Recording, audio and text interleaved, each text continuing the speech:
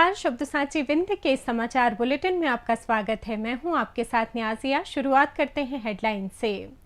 रीवा में tractor trolley पलटी, मालिक और चालक की मौके पर मौत। T20 विश्व कप 2026 में भारत की ऐतिहासिक जीत पर रीवा में जोरदार जश्न। छुहिया घाटी में हाथियों की दस्तक, रीवा सीधी मार्ग पर रोका यातायात, कई गांवों की फसलें तबाह। रीवा जिले के सिरमौर में बिजली संकट को लेकर ग्रामीणों ने किया चक्का जाम। मऊगंज में ऑटो बुलेरो की टक्कर, विकलांग युवक गंभीर घायल। सतना में महिला को लगातार जान से मारने की धमकी, पुलिस पर निष्क्रियता का आरोप। सतना में पत्नी प्रेमी ने रची साजिश, शराब पिलाकर पत्थर से पति की हत्या। सतना में सगे भाइयों ने पैसों के विवाद में छोटे भाई को बेरहमी से पीटा, युवक अस्पताल में भर्ती। सीधी में बकरियों से लदे ट्रक और बलकर की टक्कर, एक श्रमिक की मौत, 3 घायल। सिंगरौली में राष्ट्रीय पक्षी मोर का शिकार, 3 आरोपी गिरफ्तार, मोर का शव और तीर कमान बरामद। सिंगरौली में बुजुर्ग से मारपीट, जमीन पर गिराकर बेरहमी से पीटा।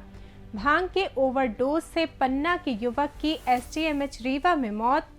जहर खाने के बाद भर्ती 2 लोगों ने संजय गांधी अस्पताल रीवा में तोड़ा दम। और मध्य प्रदेश में बढ़ा गर्मी का प्रकोप, रीवा में 36 डिग्री तक पहुंचा तापमान। जादू देखा है, हम दिखाते हैं। आप सोचिए, हम बनाते हैं।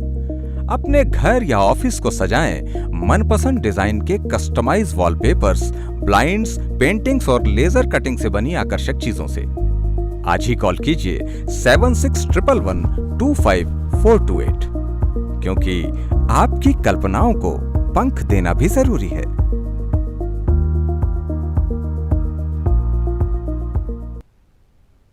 अब खबरें विस्तार से। रीवा जिले के बैकुंठपुर थाना क्षेत्र के ग्राम हरदी में रविवार देर रात एक दर्दनाक सड़क हादसा हुआ। ट्रैक्टर ट्रॉली अनियंत्रित होकर पलट गई, जिसके नीचे दबने से ट्रैक्टर के मालिक और चालक की मौके पर ही मौत हो गई। मृतक ट्रैक्टर मालिक की पहचान ग्राम हरदी निवासी प्रद्युमन सिंह सेंगर के रूप में हुई है। जानकारी के अनुसार प्रद्युमन सिंह अपने ट्रैक्टर ट्रॉली से गांव लौट रहे थे। उन्होंने हरदी निवासी विशंभर सिंह की ट्रॉली पहुंचाई थी और एक ट्रॉली खड़ी कर दूसरी ट्रॉली लेकर वापस गांव की ओर आ रहे थे। इसी दौरान रास्ते में ट्रैक्टर अचानक अनियंत्रित हो गया और पलट गया। ट्रैक्टर के नीचे दबने से दोनों व्यक्ति गंभीर रूप से घायल हो गए और मौके पर ही उनकी मौत हो गई। हादसे की सूचना मिलते ही आसपास के ग्रामीण मौके पर पहुंचे और बैकुंठपुर पुलिस को सूचित किया। पुलिस टीम तुरंत घटनास्थल पर पहुंची। ग्रामीणों की मदद से दोनों शवों को बाहर निकाला गया, लेकिन तब तक दोनों की मौत हो चुकी थी। पुलिस ने मौके पर पंचनामा कार्रवाई पूरी की और दोनों शवों को पोस्टमार्टम के लिए SGMH भिजवा दिया। घटना के बाद पूरे गांव में शोक का माहौल छा गया है। परिजनों का रो रो कर बुरा हाल है। पुलिस हादसे की सटीक कारणों की जांच कर रही है। ICC T20 विश्व कप 2026 में टीम इंडिया की शानदार जीत के बाद पूरे रीवा शहर में उत्साह का माहौल छा गया। भारत ने फाइनल में न्यूजीलैंड को 96 रनों से हराकर तीसरी बार खिताब जीता और लगातार दूसरी बार चैंपियन बनने का इतिहास रचा। मैच खत्म होते ही शहर के प्रमुख इलाकों जैसे शिल्पी प्लाजा, सिरमौर चौराहा, समान तिराहा, कॉलेज चौराहा और अमैया में क्रिकेट प्रेमी सड़कों पर उतर आए। तिरंगा लहराते हुए युवाओं ने भारत माता की जय और टीम इंडिया जिंदाबाद के नारे लगाए। ढोल नगाड़ों पर थिरकते हुए लोग नाचे और मिठाई बांटकर खुशी साझा की। कई जगहों पर देर रात तक जश्न जारी रहा। कई स्थानों पर बड़े स्क्रीन और प्रोजेक्टर पर मैच देखा गया था। जीत पक्की होते ही तालियां, जयकारे और गले मिलने का सिलसिला चला। घरों के बाहर आतिशबाजी से आसमान जगमगा उठा। लोगों ने टीम की मेहनत, कप्तान सूर्य कुमार यादव के नेतृत्व और खिलाड़ियों के जज्बे की सराहना की। रीवा और सीधी जिले की सीमा पर स्थित छुहिया घाटी में सोमवार तड़के हाथियों के झुंड की आवाजाही के कारण वन विभाग ने एहतियातन यातायात रोक दिया। इस वजह से दोनों जिलों को जोड़ने वाले महत्वपूर्ण मार्ग पर सुबह तक वाहनों की आवाजाही पूरी तरह बाधित रही, जिससे राहगीरों को परेशानी का सामना करना पड़ा। वन विभाग के अनुसार सोमवार सुबह करीब 4 बजे हाथियों का झुंड छुहिया घाटी के पास पहुंच गया था। हाथियों की सुरक्षा और स्थानीय लोगों को संभावित संभावित खतरे से बचाने के लिए विभाग ने तुरंत मार्ग बंद कर दिया। डिप्टी रेंजर राजनेश सिंह के मुताबिक हाथी अब बघवार क्षेत्र तक पहुंच चुके हैं और मझेगवां होते हुए मैहर व सतना जिले की सीमा की ओर बढ़ रहे हैं। विभाग की टीम लगातार उनकी निगरानी कर रही है। अधिकारियों का अनुमान है कि हाथी जल्द ही इस क्षेत्र से सुरक्षित निकल जाएंगे। बता दें कि पिछले करीब 20 दिनों से ये हाथियों का झुंड सीधी जिले की सीमा के आसपास सक्रिय है। इस दौरान हाथियों ने कई गांवों के खेतों में घुसकर फसलों को भारी नुकसान पहुंचाया है। वन विभाग ने 7-8 प्रभावित गांवों का सर्वेक्षण किया है और किसानों के लिए मुआवजे की प्रक्रिया शुरू कर दी है। वन विभाग ने लोगों से अपील की है कि हाथियों के क्षेत्र में अनावश्यक आवाजाही ना करें और किसी भी स्थिति में हाथियों के करीब ना जाएं। रीवा जिले के सिरमौर विद्युत वितरण केंद्र अंतर्गत आने वाले ग्रामीण क्षेत्रों में भारी बिजली बिल, लो वोल्टेज, लगातार कटौती और खराब ट्रांसफार्मर तथा झूलते तारों की समस्या को लेकर NSUI कार्यकर्ताओं और स्थानीय ग्रामीणों ने आज सिरमौर डभौरा मार्ग पर चक्का जाम कर विरोध प्रदर्शन किया। प्रदर्शनकारियों ने आरोप लगाया है कि शाम 6 बजे के बाद ग्राम पंचायतों में बिजली कटौती आम बात हो गई है। गरीब, हरिजन, आदिवासी और किसान परिवारों को एवरेज बिलिंग के नाम पर 1400 से 3000 रुपए तक के बिल थोपे जा रहे हैं। कई जगह मीटर लगवाने के लिए हजारों रुपए कमीशन मांगे जा रहे हैं और जले ट्रांसफार्मर नहीं बदले जा रहे हैं। प्रदर्शन के बाद तहसीलदार और बिजली विभाग के अधिकारियों को ज्ञापन सौंपा गया। अधिकारियों ने 1 सप्ताह के अंदर सभी समस्याओं का निराकरण करने का लिखित आश्वासन दिया। प्रदर्शनकारियों ने चेतावनी दी है कि यदि समय पर कार्रवाई नहीं हुई तो बड़ा आंदोलन किया जाएगा। मऊगंज जिले के नईगढ़ी थाना क्षेत्र में सोमवार दोपहर कटरा मऊगंज मुख्य मार्ग पर सुमेधा गांव के पास एक दर्दनाक सड़क हादसा हुआ। मऊगंज की ओर जा रहे एक ऑटो को सामने से तेज रफ्तार बोलेरो ने जोरदार टक्कर मार दी, जिससे ऑटो अनियंत्रित होकर सड़क पर पलट गया। हादसे में ऑटो में सवार एक विकलांग युवक गंभीर रूप से घायल हो गया। घायल युवक के पैर में गहरी चोट आई है। ग्रामीणों और ऑटो चालक ने तुरंत निजी वाहन से उसे नईगढ़ी सामुदायिक स्वास्थ्य केंद्र पहुंचाया। नईगढ़ी थाना पुलिस ने सूचना मिलते ही मौके पर पहुंचकर दुर्घटना में शामिल बोलेरो वाहन को जब्त कर लिया है।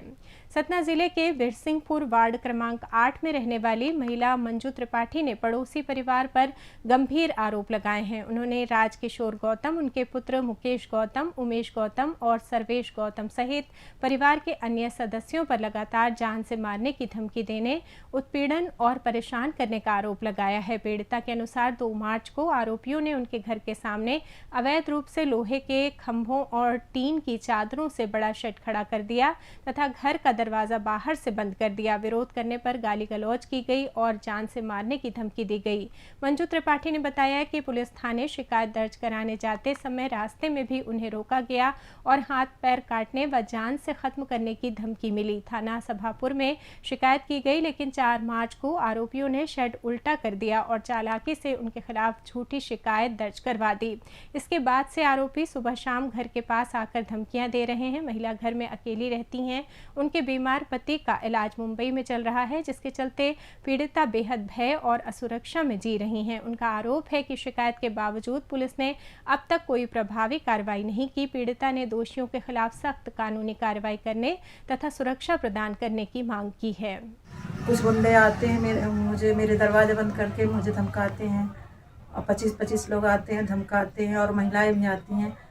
और फिर उन्होंने 2 तारीख को गोमती रखी, पता नहीं कितने बजे उन्होंने गोमती रखी। मेरा दरवाजा लगा, जब मैं जानी तो मैं दरवाजे खोलने की कोशिश, मेरा दरवाजा अंदर से बंद था, बाहर से बंद था। जब मैं पता नहीं किसने मेरा दरवाज़ा खोला, जब मैं बाहर निकली तो मुझे जान से मारने की धमकी, मेरे परिवार को जान से मारने की धमकी दे रहे थे। अब मुझे मतलब बोलते हैं अगर थाने जाएगी तो तुझे भी जान से मार देंगे। और राजकिशोर गौतम, सर्वेश गौतम और मुन्नू गौतम मुझे और उसके बच्चे और महिलाएं, बच्चियां सब आती हैं, सब मुझे धमकी देती हैं कि जान से मार डालेंगे, ये करेंगे, वो कर, तेरे परिवार को जीने नहीं देंगे। अब बताइए, मैं गई 2 तारीख को शिकायत लिखा के, उस मामले में कुछ आज तक कुछ नहीं हुआ। सतना जिले के जैतवाड़ा थाना क्षेत्र में 45 वर्षीय कौशलेंद्र प्रताप सिंह की क्रूर हत्या का मामला मात्र 72 घंटे में सुलझ गया। पुलिस जांच में सामने आया कि मृतक की पत्नी कुसुम सिंह उर्फ रीना ने अपने प्रेमी संदीप पटेल के साथ मिलकर हत्या की साजिश रची थी। 4 मार्च की रात कौशलेंद्र लापता हो गए थे। अगले दिन उनका शव नदी किनारे मिला, जिसमें सिर पर पत्थर से कई वार के निशान थे। पूछताछ और साइबर जांच में से पत्नी के प्रेमी संदीप का नाम सामने आया। संदीप ने कबूल किया कि उसने शराब पिलाने के बहाने मृतक को नदी किनारे ले जाकर पत्थर से सिर कुचल दिया और शव नदी में फेंक दिया। पुलिस ने दोनों को गिरफ्तार कर लिया। वारदात में इस्तेमाल बाइक और खून से सना पत्थर बरामद हुआ है। दोनों आरोपियों को जेल भेज दिया गया है। सतना जिले के कोटर थाना क्षेत्र के टिकुरी गांव में पैसों के विवाद को लेकर सगे भाइयों ने अपने ही छोटे भाई की क्रूरता से पिटाई कर दी। पिटाई के बाद युवक बेहोश हो गया और घटना का वीडियो रविवार शाम सोशल मीडिया पर वायरल हो गया, जिसके आधार पर पुलिस ने त्वरित कार्रवाई शुरू की है। पुलिस के अनुसार 42 वर्षीय अजय सिंह पुत्र जगन्नाथ सिंह रविवार सुबह अपने ट्रैक्टर टैंकर का पंचर टायर बनवाने के लिए दुकान की ओर जा रहे थे। इसी दौरान उनके सगे भाई प्रदीप सिंह उर्फ छोटू और पिंटू उर्फ इंद्र बहादुर सिंह वहां पहुंच गए। दोनों ने अजय सिंह से पैसों की मांग की। जब अजय ने पैसे देने से मना कर दिया तो आरोपियों ने पहले जमकर गाली गलौज की और फिर बेरहमी से उनकी पिटाई शुरू कर दी। मारपीट में अजय सिंह गंभीर रूप से घायल हो गए और बेहोश होकर गिर पड़े। उन्हें तुरंत इलाज के लिए अस्पताल में भर्ती कराया गया है। घटना का वीडियो सोशल मीडिया पर सामने आने के बाद कोटर थाना पुलिस ने आरोपियों के खिलाफ मामला दर्ज कर लिया है। पुलिस फिलहाल दोनों आरोपियों की तलाश में जुटी हुई है और मामले की जांच जारी है। सीधी जिले में सोमवार सुबह राष्ट्रीय राजमार्ग NH39 पर ग्राम जोगीपुर के पास एक दर्दनाक सड़क हादसा हुआ। सिंगरौली से रीवा की ओर जा रहे बकरियों से लदे ट्रक और सीधी से सिंगरौली की ओर आ रहे बलकर ट्रक के बीच आमने सामने भीषण टक्कर हो गई। इस हादसे में एक श्रमिक की मौके पर ही मौत हो गई, जबकि 3 अन्य लोग गंभीर रूप से घायल हो गए। मृतक की पहचान 48 वर्षीय अब्दुल मजीद निवासी ग्राम हनुमानगढ़ थाना सिमरिया के रूप में हुई है।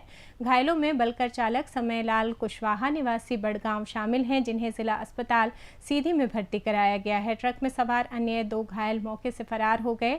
पुलिस उनकी तलाश कर रही है। प्रारंभिक जानकारी के अनुसार ट्रक में करीब 400 से अधिक बकरियां लदी थीं।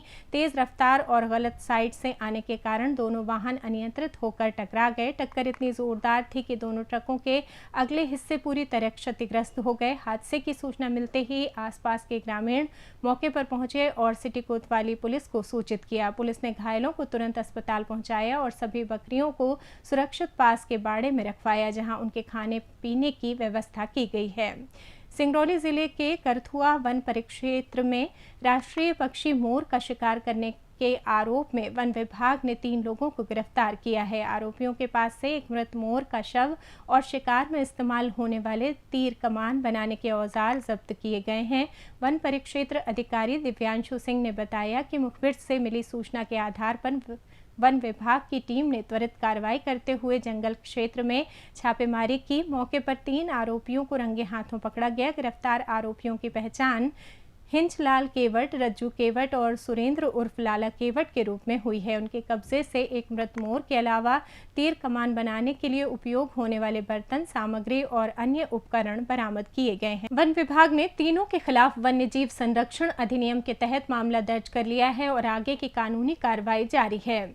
सिंगरौली जिले के चितरंगी थाना क्षेत्र के ग्राम बोदा में एक बुजुर्ग के साथ क्रूर मारपीट का मामला सामने आया है। रविवार को हुई इस घटना का वीडियो सोमवार को सोशल मीडिया पर तेजी से वायरल हो रहा है। वीडियो में बुजुर्ग राम विशाले बैगा जमीन पर लाचार पड़े नजर आ रहे हैं, जबकि आरोपी राम सेवक उनके पैर पकड़कर लगातार प्रहार कर रहा है। सबसे चिंताजनक बात यह है कि घटनास्थल पर कई लोग मौजूद थे, लेकिन किसी ने भी बुजुर्ग को बचाने की कोशिश नहीं की। चितरंगी थाना प्रभारी ने बताया कि वीडियो उनके संज्ञान में आ चुका है और मामले की प्रारंभिक जांच शुरू कर दी गई है। हालांकि अभी तक पीड़ित पक्ष से कोई लिखित शिकायत दर्ज नहीं हुई है। थाना प्रभारी ने आश्वासन दिया है कि जैसे ही शिकायत मिलेगी आरोपी के खिलाफ तत्काल कानूनी कार्रवाई की जाएगी। फिलहाल मारपीट का सटीक कारण स्पष्ट नहीं हो सका है। पन्ना जिले में होली के उत्सव के दौरान भांग के अत्यधिक सेवन से एक युवक की मौत हो गई। मृतक की पहचान प्रकाश गौड़ के रूप में हुई है, जो गजना ब्रिजपुर क्षेत्र के निवासी थे। परिवार के अनुसार होली के अवसर पर प्रकाश ने भांग का सेवन किया। कुछ देर बाद उनकी तबीयत अचानक बिगड़ गई और वे बेहोश हो गए। परिजनों ने उन्हें उपचार के लिए रीवा के संजय गांधी मेमोरियल चिकित्सालय में भर्ती कराया, जहां इलाज के दौरान सोमवार को उनकी मौत हो गई। पुलिस ने इस मामले में मर्ग दर्ज जांच शुरू कर दी है। प्रारंभिक जांच में मौत का मुख्य कारण अत्यधिक भांग सेवन माना जा रहा है। हालांकि सटीक कारण पोस्टमार्टम रिपोर्ट के बाद ही स्पष्ट होगा। संजय गांधी स्मृति चिकित्सालय रीवा में जहर खाने से 2 अलग-अलग मामलों में 2 लोगों की मौत हो गई। पहली घटना सीधी जिले के चुरहट थाना क्षेत्र अंतर्गत पचोखर गांव की है। यहां 27 वर्षीय युवक उमेश पांडे ने अज्ञात कारणों से जहर का सेवन कर लिया।